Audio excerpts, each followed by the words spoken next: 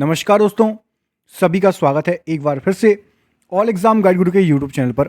दोस्तों 100 super fast question फिर से लेकर आ गए हैं आपके लिए। रोज 100 क्वेश्चन के आपको ये वीडियो सुबह 6 बजे मिलता है। 10 दिन में आपके 1000 क्वेश्चन और एक महीने में 3000 क्वेश्चन करा देंगे। दोस्तों हमारे पास 10,000 प्रश्नों का संग्रह है जो कि एग्जाम में आए हुए वन लाइनर के फॉर्मेट है। तो प्लीज़ चैनल पर पहली बार आए चैनल को सब्सक्राइब कर लेना। रोज ये वीडियो ज़रूर देखा करो। आपको केवल 10 मिनट से भी कम में आपको ये 100 क्वेश्चन हम करा देते हैं। स्टार्ट करते हैं वीडियो को। विद्युत ऊर्जा का रासायनिक ऊर्जा के रूप में संग्रह करने वाला उपकरण कौन सा है? तो एक्यूमुलेटर है।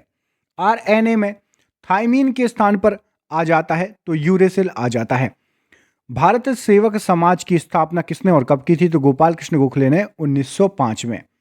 भारत की राजधानी कलकत्ता से दिल्ली किस वर्ष स्थानांतरित की गई थी?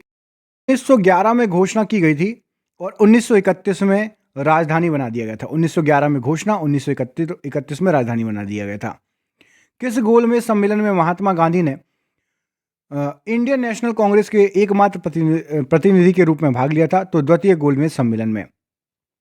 किसने कहा था महात्मा गांधी अहिंसात्मक क्रांति के 100वें पैगंबर हैं? तो ये लैरी कॉलिंस और डोमिनिक लेपियर ने कहा था। सामाजिक धार्मिक संगठन तत्वबोधिनी सभा का प्रारंभ किसने किया था? तो रविन्द्रनाथ टैगोर ने तत्वबोधिनी सभा का प्रारंभ किया था।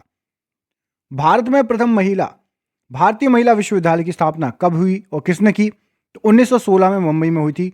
डीके कार्वेने ने की थी। भारत की प्रथम राष्ट्रीय समाचार एजेंसी कौन सी थी? तो दी प्रेस ऑफ इंडिया। ये भारत की पहली राष्ट्रीय समाचार एजेंसी थी। भारत की शैक्षणिक नीति में फिल्ट्रेशन सिद्धांत के प्रतिपादक कौन थे? तो मैकाले ने फिल्ट्रेशन सिद्धांत का प्रतिपादन किया।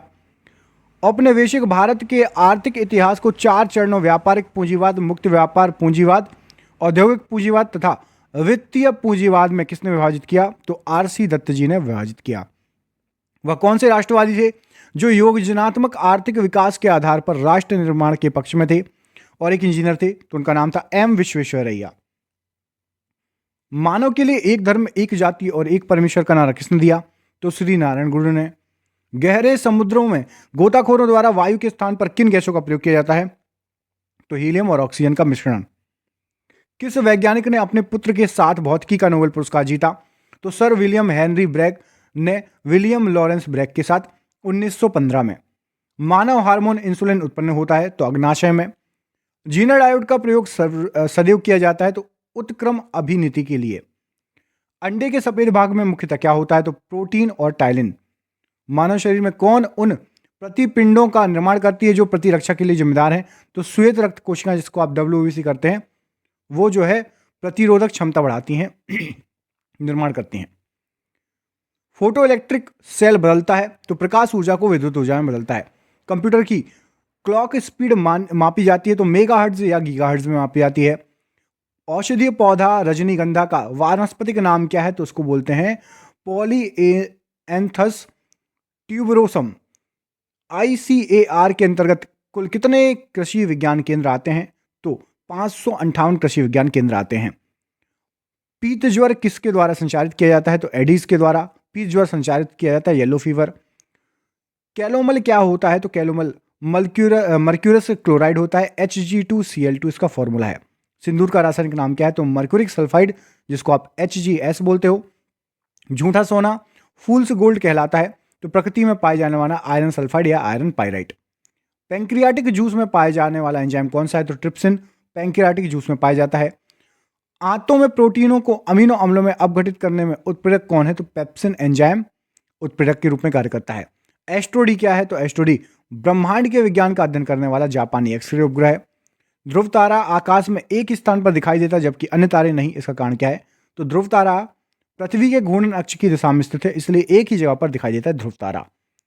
मनुष्य हृदय में सामान्यतः प्रति मिनट कितने बार स्पंदन होता है? तो 72 बार। स्फिग्नोमैनोमीटर नामक यंत्र से क्या मापते हैं? तो रक्त का दाब मापते हैं। सन 1902 में कार्ल लैंडस्टीनर ने किसकी खोज की थी? तो इन्होंने ब्लड ग्रुप रक्त समूह की खोज की थी। समुद्र का जल नीला क्यों दिखाई देता है? तो जल के कणों द्वारा प्रकाश के प्रकीर्णन के कारण नीला दिखाई देता है। प्रोटीन किस गैस का प्रमुख यौगिक है? तो नाइट्रोजन गैस का प्रमुख यौगिक है प्रोटीन।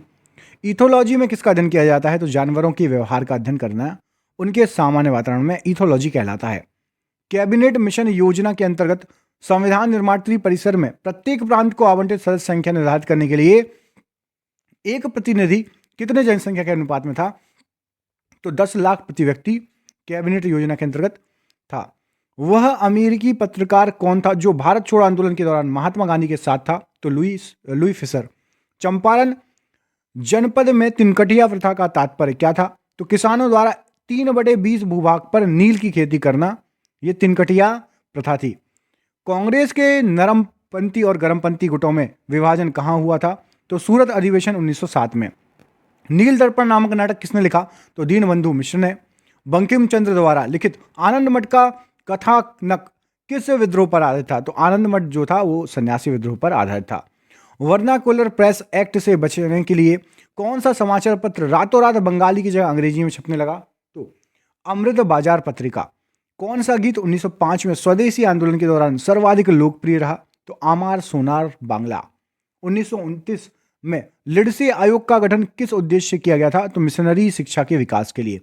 गांधी जी द्वारा अहमदाबाद में साबरमती आश्रम की स्थापना किस वर्ष की गई थी? तो 1916 में की गई थी।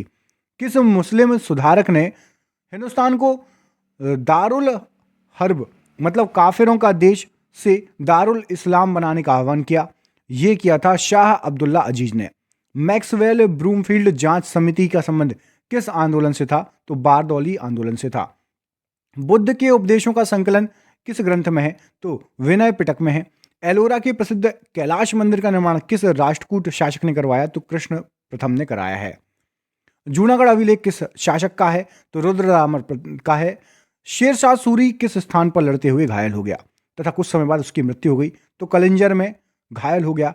आपको कमेंट करके बताना है शेरशाह सूरी कौन से युद्ध में घायल हुआ और उसकी मृत्यु हो गई। कौन सा युद्ध था वो और किसके खिलाफ युद्ध हो रहा था?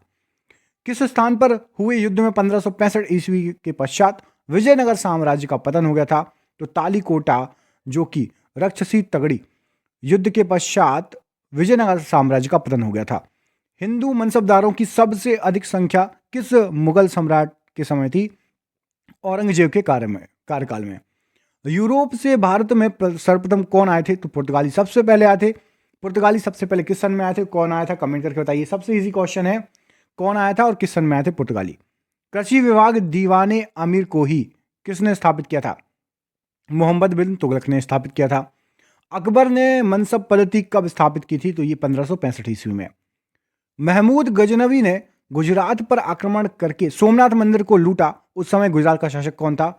तो उस समय भीम प्रथम जो कि चालुक्य शासक था, गुजरात का शासक था। दिल्ली सल्तनत के किस सुल्तान ने फतेहाबाद, हिसार, फिरोजपुर, जौनपुर तथा फिरोजाबाद नामक शहर बसाए थे? तो फिरोज शाह तुगलक ने ये सभी शहर बसाए थे। विजयनगर पर शासन करने वाले 3 राजवंश कौन थे? तो सलुव वंश, तुलुव वंश और अरविदु वंश। अजमेर में किस सूफी संत की दरगाह स्थित है? तो ख्वाजा मोइनुद्दीन चिश्ती की दरगाह स्थित है। अप्रैल 1930 में नमक कानून तोड़ने के लिए मद्रास प्रांत में त्रिचनापल्ली से वेदरनियम तक की पदयात्रा किसके नेतृत्व में आयोजित की गई थी? तो ये चक्रवर्ती राजगोपालाचार्य के नेतृत्व में आयोजित की गई थी। संविधान सभा की प्रथम बैठक 9 दिसंबर 1946 को हुई थी। इसकी अध्यक्षता किसने की? तो सच्चिदानंद सिन्हा ने इसकी अध्यक्षता की। 1857 के स्वतंत्रता संग्राम का प्रतीक क्या था? तो कमल और रोटी।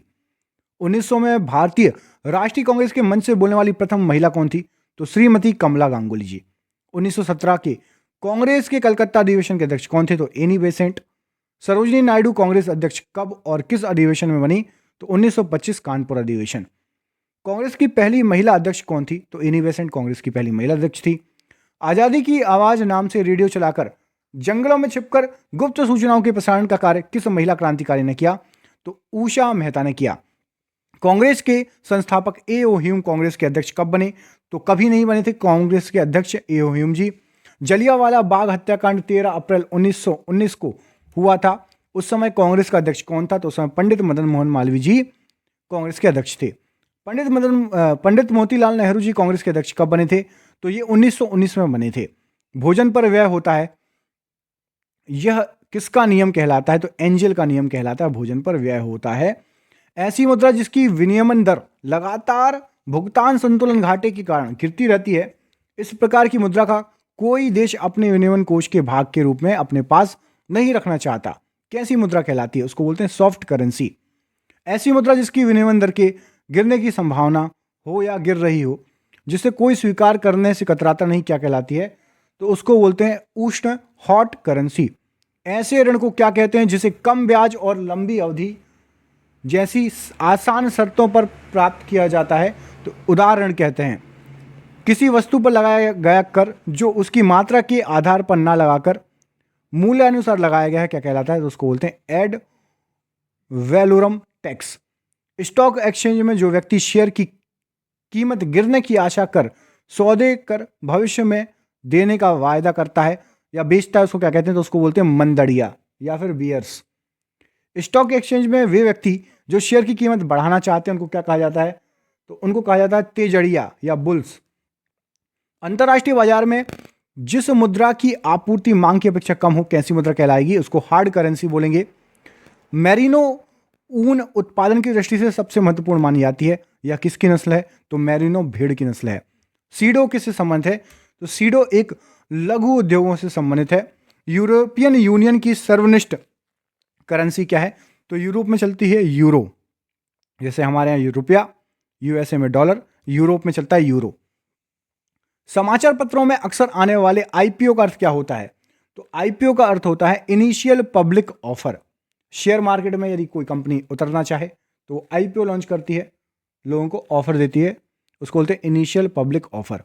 भारतीय अर्थव्यवस्था के लिए हिंदू रेट ऑफ ग्रोथ पर पद किसने बनाया? तो ये राजकृष्ण ने हिंदू रेट ऑफ ग्रोथ बनाया। 11वीं पंचवर्षीय योजना में कितनी विकास दर थी का लक्ष्य रखा गया था? तो 9% विकास दर का लक्ष्य रखा गया था।